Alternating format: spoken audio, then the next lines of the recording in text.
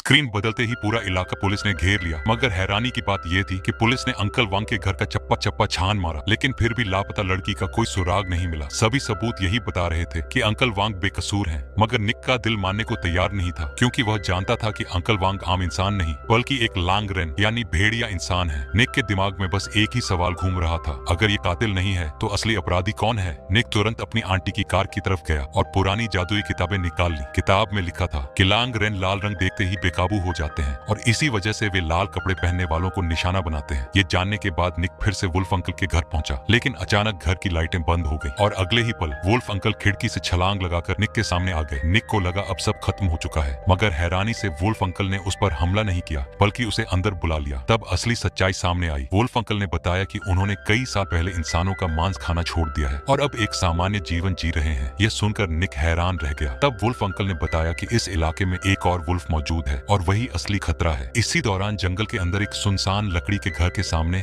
एक कार रुकी। एक आदमी बोरी उठाकर तहखाने में गया और जब उसने बोरी खोली तो अंदर वही लापता लड़की थी। आदमी ने उसका लाल कोट उतार दिया और एक कमरे में रख दिया जहाँ पहले से कई लाल कपड़े लटके हुए थे जो उसके पुराने शिकारों की निशानी थे। उधर वुल्फ अंकल निक को साथ लेकर असली लांगरेन की तलाश में निकल पड़े और जल्दी ही लड़की की लोकेशन ढूंढ ली। निक परेशान था, मगर वुल्फ अंकल ने बताया कि लांगरेन अपने शिकार को तुरंत नहीं मारते बल्कि कुछ दिनों तक जिंदा रखते हैं। जल्दी ही वे उस लकड़ी के घर तक पहुंच गए। घर के पास पहुंचकर वुल्फ अंकल ने एक खास जड़ी बूटी अपने शरीर पर लगा ली ताकि उनकी गंध छिप जाए, लेकिन जैसे ही दूसरे लांगरेन की गंध महसूस हुई वुल्फ अंकल बेकाबू होने लगे। इसलिए उन्होंने निक को वापस जाने के लिए कहा। निक तुरंत अपने साथी पुलिस ऑफिसर को लेकर आ गया। दोनों ने घर की तलाशी ली, लेकिन कुछ भी संदिग्ध नहीं मिला। सब सामान्य लग रहा था, लेकिन जैसे ही वे वापस जाने लगे निक अचानक रुक गया। उसने एक धुन सुनी, वही गाना जो पहले लापता लड़की के MP3 में था। अब निक को यकीन हो गया कि असली लांगरेन यही है। दोनों तुरंत वापस घर की तरफ दौड़े, मगर उसी समय घर की सारी लाइटें बंद हो गई। अंधेरे में लांगरेन ने हमला कर दिया। भीषण लड़ाई के बाद पुलिस ऑफिसर ने गोली चलाई और लांगरेन जमीन पर गिर गया। मरते ही वह फिर से इंसानी रूप में आ गया। निक और उसका साथी तुरंत घर में